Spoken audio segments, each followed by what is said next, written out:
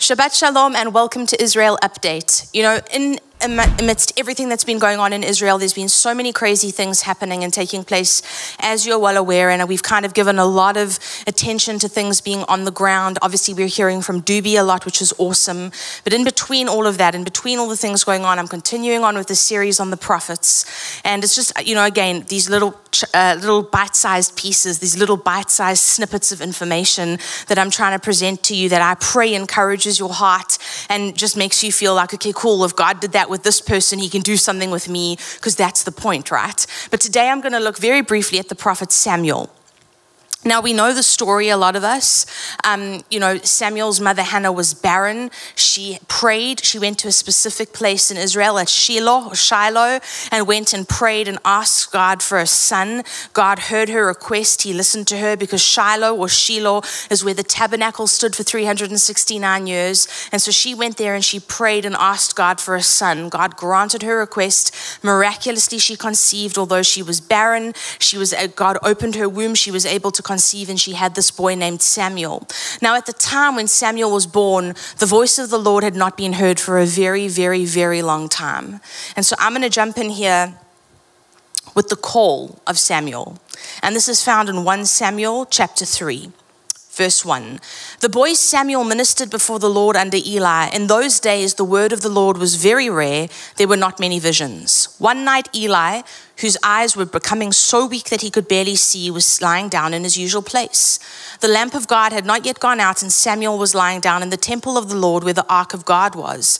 Then the Lord called Samuel. Samuel answered, "Here I am," and he ran to Eli and said, "Here I am, you called me." But Eli said, "I did not call, go back and lie down." So he went and lay down again. Again the Lord called, "Samuel." And Samuel got up and went to Eli and said, "Here I am, you called me." "My son," Eli said, "I did not call, go back and lie down." Verse 7, now Samuel did not yet know the Lord. The word of the Lord had not yet been revealed to him. The Lord called Samuel a third time, and Samuel got up and went to Eli and said, "Here I am, you called me." Then Eli realized that the Lord was calling the boy. So Eli said, "Samuel, go and lie down. And if he calls again, say, 'Speak, Lord, for your servant is listening.'" So Samuel went and lay down in his place. The Lord came and stood there, calling as at the other time, "Samuel, Samuel."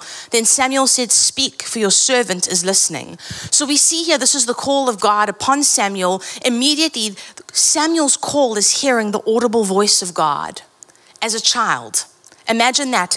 No, he didn't know that it was God, because nobody really even knew what God's voice sounded like anymore. And he's there, but he's ministering before the Lord, and that meant he was, participating in the priestly duties and in all the activities, but he did not yet know the Lord. He did not know what he sounded like. And so Samuel's call immediately was this thing of being able to hear God speak audibly, almost immediately, being called to Samuel, Samuel by name. And we go from that, where Samuel ran to Eli. Who else was he going to go to? Like, "Hey, are you calling me?" Eli goes, "No, it's not me. It's not me." Which means I kind of think about that and go, did the voice sound similar to Eli? You know, what was it that Samuel was hearing that he wasn't sure about?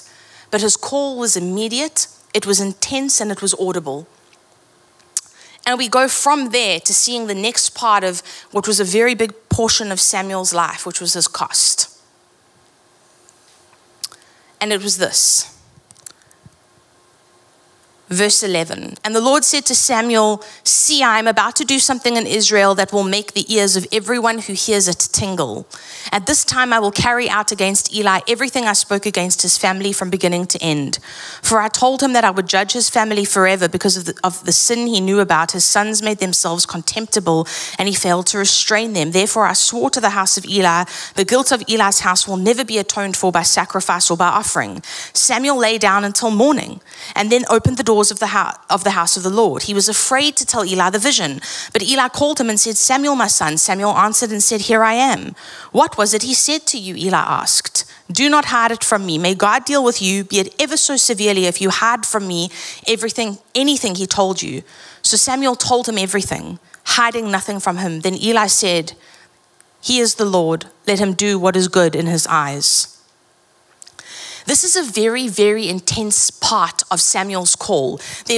His call went out, and then there was a heavy cost put on him immediately. All he's known in terms of authority is Eli. Eli's the guy, he's the priest, he's the one who's in charge. And now God doesn't come and say, hey, Samuel, you're my guy, I've called you, I'm going to be with you, I'm going to do all these awesome things in your life. The first thing God does is give him a message of judgment for the person that's supposed to be in charge. That is a heavy cost to carry, because Samuel had a decision to make in that moment. Was he going to be faithful to what he's just heard from God, who he's never spoken to before in this capacity? And is he going to actually speak out the word that God gave him, knowing that it could cost him a lot? Because we don't know what Eli could have reacted like. This is a heavy set of judgment, heavy. And what he's told to do as a boy is pronounce judgment. My message is one of judgment, speak it out, and it's against this guy, and this guy's in charge. And it's not only going to impact him, it's going to impact the whole nation.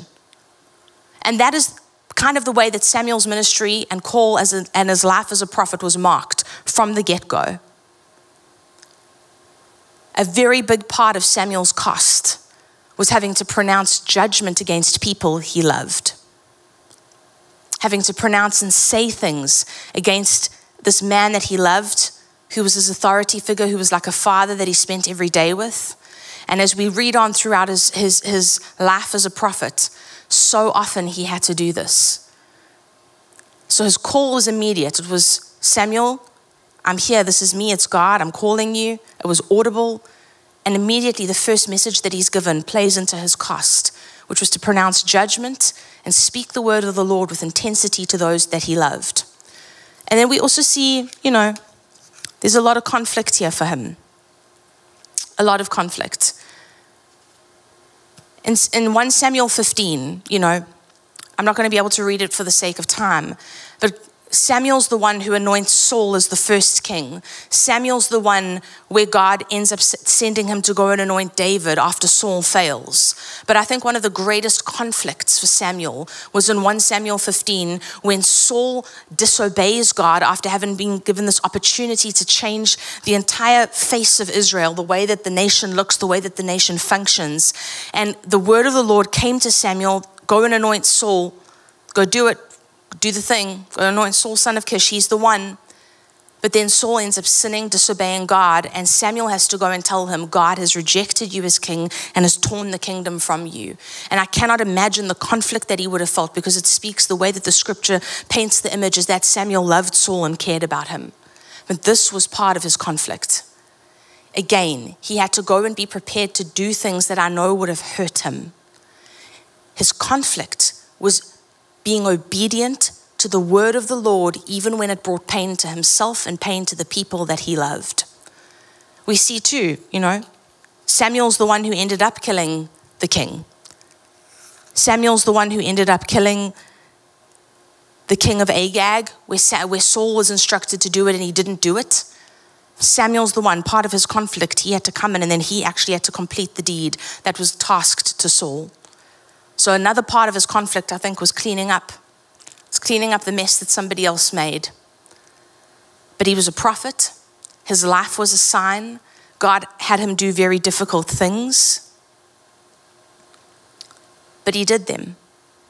And every single thing that God told him to do, he did. Every single message he was told to give, he gave. And known as, probably the first prophet that anointed a king, and not just any king, Saul and then David.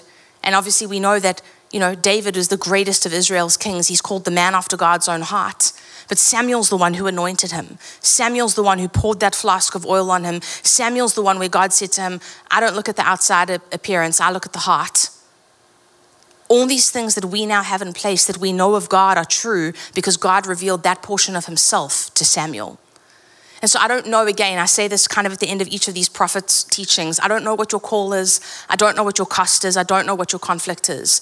But I do know that God knows, and I do know that he has not forsaken you or abandoned you. And I do know that even if it feels like you're in a valley, God is still there, and his call on your life has not fallen away just because you've messed something up or something's become too difficult or you feel too tired to carry on.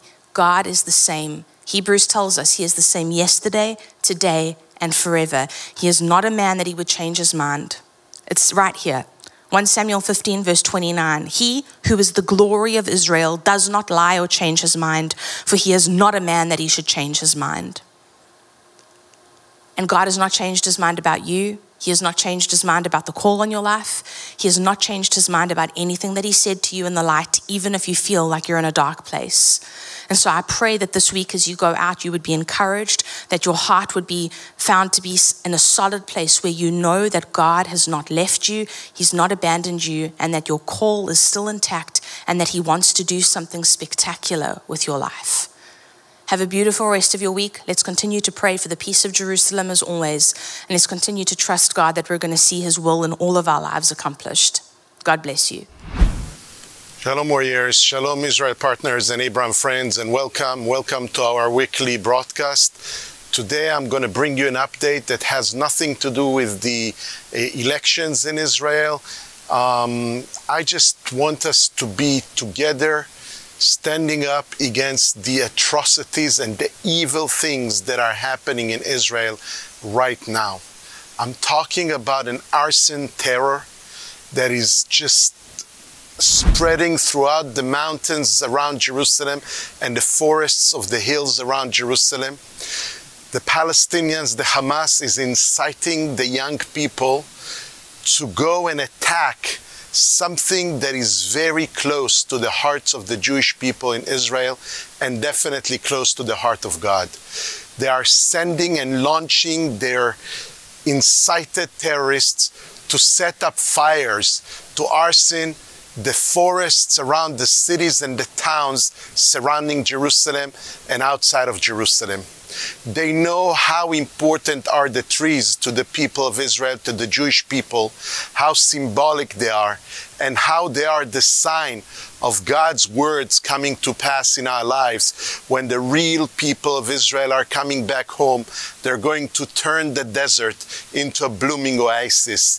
The trees, the orchards, the groves, these are the real proofs for the word of God that is coming to pass in our lives. You know that when Mark Twain came to visit Israel somewhere in the 19th century, he was just touring around the land of Israel, and he wrote in his memoirs that even by so-called the Jordan River, this is his words, I couldn't even find one tree where I sit under and have a little bit of shade from this sun that is literally the strongest sun he's ever experienced. He said in his own words, he says, in this God-cursed land, that's how he said it, in God's cursed land, he couldn't find a little bit of shade even by so-called the Jordan River. Well, when he came to visit here, the real owners of the land, the people of Israel, the Jewish people, weren't here. And the land, the soil, just like God prophesied, never responds to the conquerors of the land. It just will respond to the real, true inhabitants of the land, the people of Israel. And that's how God demonstrated it. We came to this land 73 years ago. It was a desert, literally a desert.